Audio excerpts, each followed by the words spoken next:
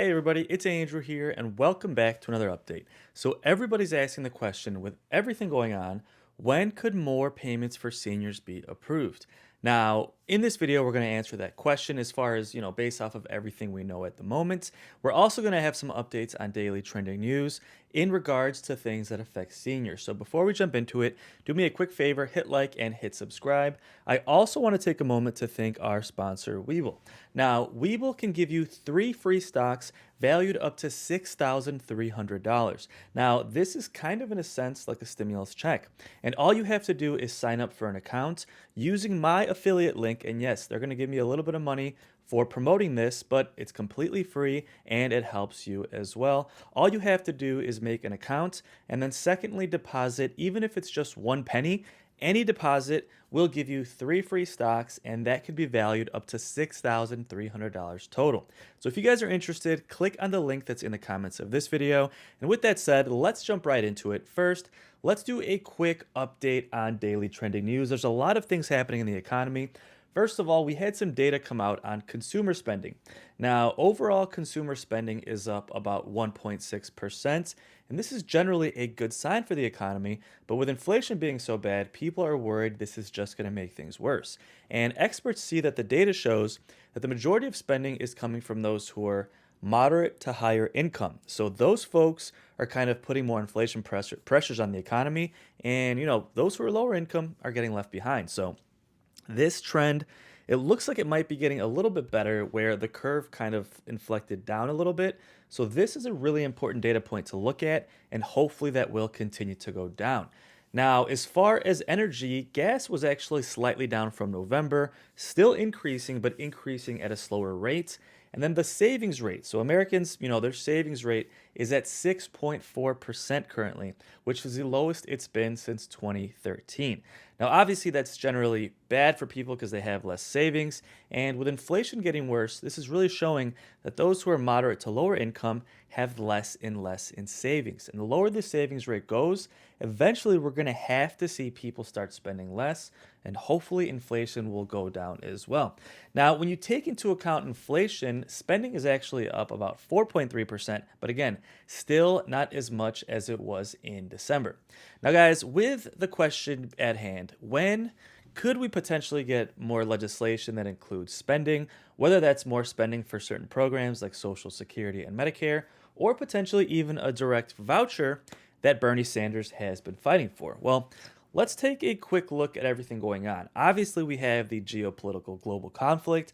Then we have Joe Manchin that put the entire package on pause. And we have the midterms coming up in November, which have Democrats kind of in a scramble to try and fix their numbers in the polls before they get wiped out by Republicans. This would leave President Biden as a sitting duck, with Republicans controlling both the House and the Senate. Right now, that's the most likely outcome. So, with everything going on, right now, our best hope is these midterm elections. And what we can hope for is Democrats can try and pivot, put together a package that one, controls inflation, and then secondly, helps folks who are moderate to lower income with a direct voucher or stimulus check to help them deal with inflation immediately. So this is our current best bet, and we've seen this happen before with the third stimulus check, the California stimulus check, those midterm elections in Georgia 2 years ago, or a year and a half ago.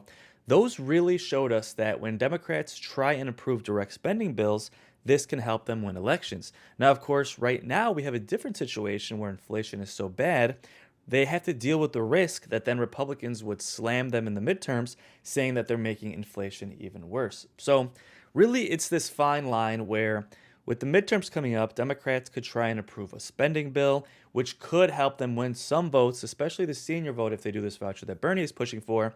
But on the other side of that, if they don't do it properly, Republicans could then slam them and say they're making inflation even worse. This is why a program that directly addresses inflation, while at the same time providing a direct payment to some people to help them deal with inflation in the short term, could be the way to go. Now, with those midterms coming up in November, this is something we could hopefully see either in October right before the midterms or in December, January right after the midterms. We saw when it came to the third stimulus check, they promised it before the elections and then gave out the checks after. And then with Governor Newsom in California, he actually approved a fourth and a fifth check before his reelection in California. So that's where things stand today, folks. Hopefully this gets done. But again, don't forget to subscribe. I will keep you posted as things develop with everything across the board, including President Biden's agenda, potential negotiations restarting on that package, maybe changing that package to address inflation,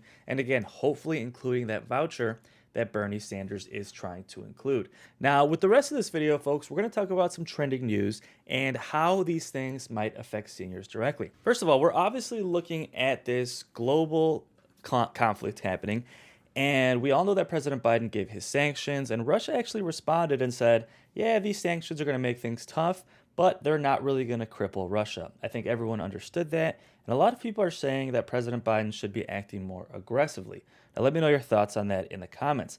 The problem with acting so aggressively is that really it's going to make things harder for the U.S. as well financially because of the fact that Russia controls so much oil and gas, which leads to broad-based inflation across the board if those supplies continue to dwindle, right? That makes sense. So that's something we're monitoring. And as far as interest rates, this could also affect interest rates. So if you're in the market to buy a home or refinance your home, purchase a vehicle, maybe take out a personal loan to pay off some debt, all of these things will get more expensive for you if inflation rates go up. And obviously, we already know that over the next 12 to 18 months, we expect interest rates to go up, but we're not sure how much.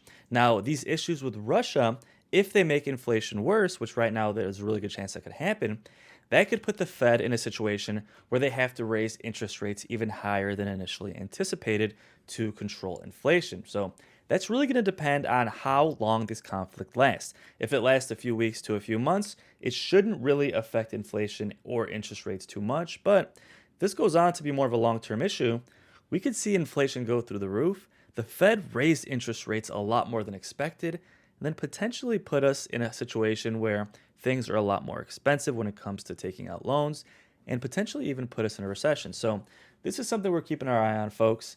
And the interesting thing is this whole issue with Russia could decrease supply, which could make inflation go up. But at the same time, if these global conflicts last for a long time, generally that brings down demand as well because people are worried about recessions happening.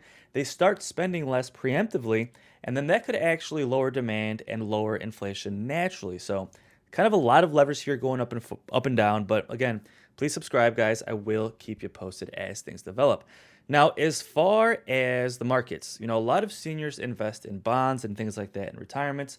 Now, as far as bonds, the price of bonds are going down overall, but the yields are expected to go up over the next couple of years. So short term, you might be taking a hit on your bonds if you invest in bonds in retirements, but over the long term, we do expect bonds to produce better yields. So this overall is kind of good news for seniors if you kind of still have a long-term view on your investments. So that's something we're keeping our eye on.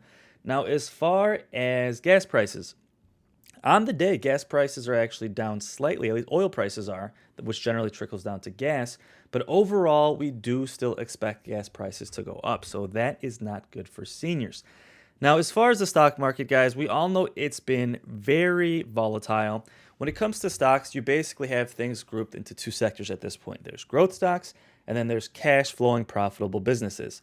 Those companies that are cash flowing generally do a lot better during a higher interest rate environment than growth stocks. So in the short term, we expect growth stocks to really not do too well, but cash flowing companies, profitable companies, should do well in the short term, especially with the economy reopening.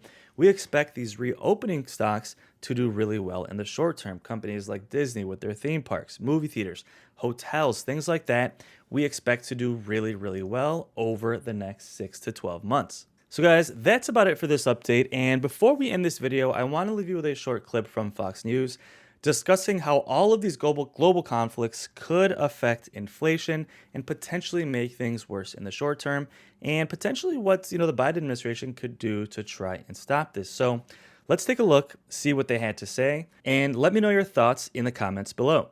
Joining me now, folks, Henny and Walsh's Kevin Ma. And Kevin, there was talk of buy the invasion. The old saying, buy the rumor, sell the news. In this case, it would have been like sell the rumor, buy the action. And we did see the S&P was up a little bit today. NASDAQ actually looked like it was going to break out, at least momentarily. Are we poised? Could we be poised for some post-invasion snapback real soon?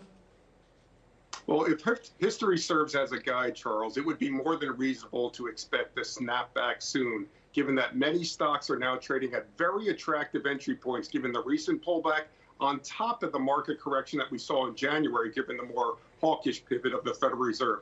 However, it's also important to remember that while Russia is relatively insignificant as it relates to the global economy overall, they are very significant as it relates to oil and gas prices. And those two areas could put further pressure on already record-setting levels of inflation. Yeah, well, we did see that report too, right, from the IHS markets today. You know, it was a dual report. One part of it was really positive. In fact, it was the biggest jump in 2 months. But they did see a record pace for inflation.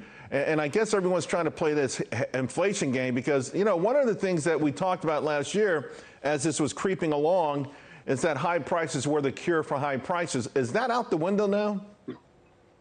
I think it is for the large part. And I think a lot of people are anticipating that the Fed has some type of magic wand to actually cure these inflationary pressures. Now, the Fed does have a three-pronged approach to help curb those inflationary pressures, that being the first tapering, which we anticipate ending in March. The second one being narrowing or shrinking the size of their balance sheet, which we anticipate significant runoff starting to commence later this spring. And then finally, the last T, that being tightening as it relates to raising interest rates. There are a certain number of strategists out there right now who are forecasting as many as 9 interest rate hikes this year. I think they're getting a little ahead of themselves. I go back to the Fed's last dot plot chart that suggested 4 to 5 rate hikes of 25 basis points each this year. But even if we get 5 or even 6 rate hikes this year, interest rates will remain at historic lows, and the economy is continuing to expand, albeit at lower levels. So that creates opportunities in certain areas of the market, such as regional banks and other lending institutions that benefit from improving economy as rates rise. So speaking of the economy then, Kevin, we know 2/3 is the consumer, right? Consumer spending. We got the latest confidence read this morning, and it's pretty firm when it comes to present conditions. We're okay there. But expectations, how people feel 6 months out, that continues to get lower and lower. What's that all about? Is that all about the uncertainty out there? And I don't think it's just economic. I think it's political as well.